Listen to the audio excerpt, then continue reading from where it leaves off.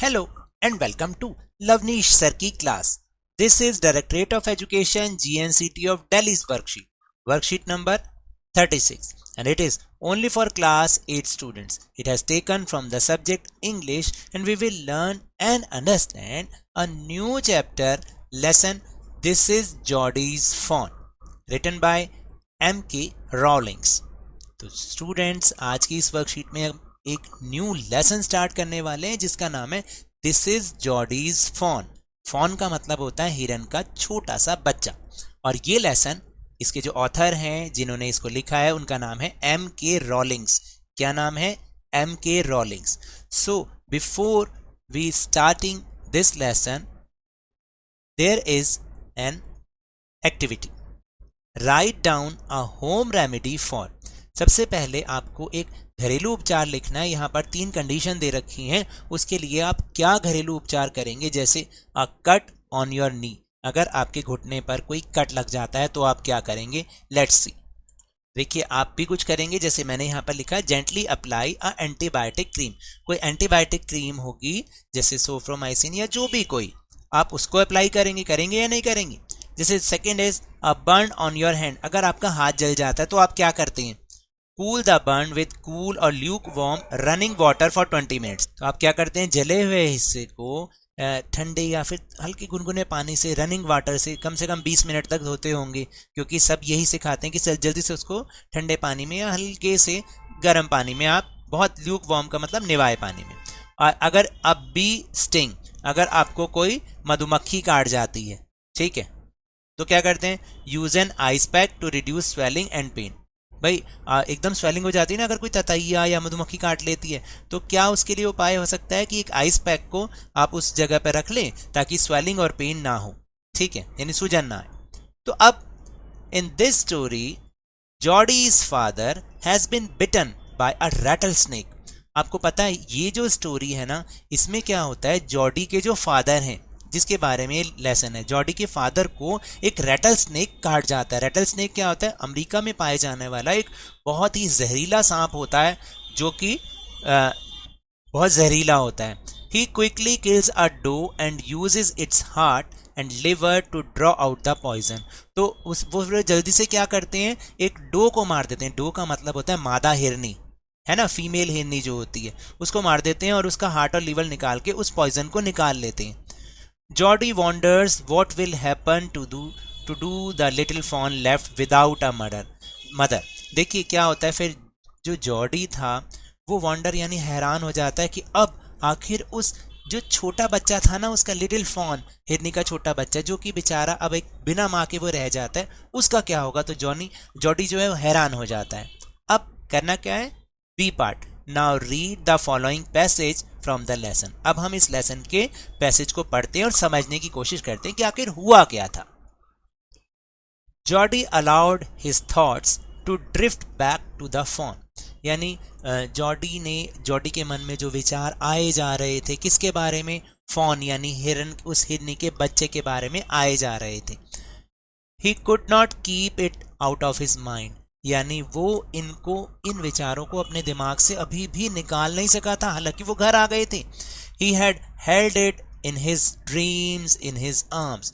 और वो उसने उसको कहाँ पकड़ा? उसने अपने सपनों में, मतलब अपने, जैसे उसको लगता था कि वो सपनों में भी उसको ही पकड़े हुए अपनी बाहों में. Then he slipped from the table and went to his father's bedside. वो एक्चुअली क्या था, वो अपने फादर के बिल्कुल साथ में बैठा हुआ था, जैसे कि आप इस पिक्चर में देख रहे हैं ना. और जैसे एक लिटिल नैप आ जाती है, एक छोटी सी नींद सी आ जाती है ना, तो उसमें भी वो सपनों में वही चीज़ देख रहा था. लेकिन अचानक वो स्लिप हुआ और फादर की बेड साइड पर, उनके किनारे पर वो आ गया. पेनी ले एट रेस्ट.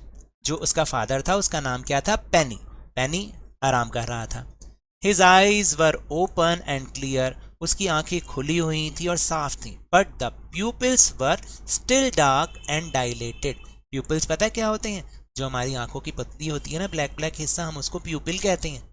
वो अभी भी डार्क का मतलब थोड़ा सा भाई नम हो रहा था. क्यों? क्योंकि गलती तो देखो, अपनी जान बचाई थी, लेकिन एक गलती भी हुई थी कि मादा हिरनी को उन्होंने मार दिया था अपनी जान बचाने के लिए, तो ये गिल्ट अंदर से उसको हो रहा था। देन जॉडी सेड, जॉडी कहता है, जो जॉडी बच्चा है पेनी का, है ना, हाउ आर यू फीलिंग पा, पापा को पा कहते हैं ना, आप अब कैसा महसूस कर रहे हैं पापा? जस्ट फाइन सन, हाँ अब ठीक महसूस कर रहा हूँ बेटे। Old death has gone thieving elsewhere, और जैसे वो मौत की बात तो जैसे अब पुरानी हो गई है, but wasn't it was a close shape, और जो क्लोज शेप, देखो इसका मतलब क्या है, एक्चुअली जो लिखा है ना उसका मतलब वो नहीं है, इसका मतलब ये है कि हाँ अब वो जो डेथ की बात थी वो तो हो गई पुरानी, वो तो कहीं इधर उधर चली गई, लेकिन ये एक क्लोज शेप से कम नहीं थी। मतलब जैसे हम क्लोज शेप करके बिल्कुल क्लियर करते हैं ना, भाई आपको इतने जहरीले सांप ने काट लिया तो आपको तो मौत नज़दीक से दिखेगी ना, तो ये उसके कहने का मतलब था। आई एग्री, जॉडी ने कहा मैं एग्री करता हूँ कि ऐसा ही हुआ था। Penny said, I am proud of you boy, the way you kept your head and did what was needed, मैं तुम पर बहुत गर्व करता हूँ मेरे बेटे कि जिस तरह से तुमने अपना सर उठाए रखा, मतलब तुम घबराए नहीं और तुमने वो सब किया जो कि उस समय जरूरी था। Then Jody said, papa, yes son, हाँ बोलो बेटे। Pa, do you recollect the doe and the fawn, पापा क्या आपको अब भी आपको याद है वो डो मादा हिरनी और उस बच्चे के बारे में? तो देखा आपने स्टोरी का ये वाला पार्ट, जिससे आपको थोड़ी बहुत स्टोरी समझ में आई होगी। Now will move on question number C. Now complete the following sentences using the hints given in the brackets. Brackets में कुछ हिंट्स दे रखे हैं, उनको यूज करते हुए आपको फॉलोइंग सेंटेंसेस को कंप्लीट करना है। Let's try to do. First sentence is, Jody's father had been bitten by a spider और रेटल स्नेक, किसने उनको काटा था जॉडी के फादर को? Right answer is rattlesnake. Second is, he killed a doe and use its lungs और heart and liver to draw out और inject the poison. यहाँ क्या आना चाहिए? He killed a doe and use its heart, उसका heart use किया था, and liver to draw out the poison मतलब जहर बाहर निकालने के लिए। भाई ड्रॉ आउट किया था या इंजेक्ट वापस अंदर डालने के लिए? तो ड्रॉ आउट किया था, ठीक है। Third is, Jody allowed his thoughts to drift back to the, किसके लिए? अपने फादर का या द फॉन? तो right answer is the fawn, यानी जॉडी ने अपने माइंड में, जॉडी के माइंड में अभी भी वो उस फॉन के विचार वापस से आ रहे थे, ठीक है। मतलब अलाउड का मतलब उसने अलाउ कर रखा था कि वो विचार आए जा रहे थे, वो उन्हें रोक नहीं रहा था। Fourth is, kept your head means, kept your head का मतलब क्या? स्टेट काम और गॉट स्केयर्ड, यानी आप शांत रहे या फिर डर गए इन अ डिफिकल्ट सिचुएशन। तो केप्ट योर हेड का मतलब होता है स्टेट काम, यानी आप शांत रहे। ऊपर था ना कि यू केप्ट योर हार्ट, यानी तुमने अपना सर ऊपर रखा, मतलब आप घबराए नहीं और आपको उस समय जो जरूरी था आपने वो किया। तो स्टेट काम is the meaning of kept your head, यानी सर ऊपर उठाए रखना।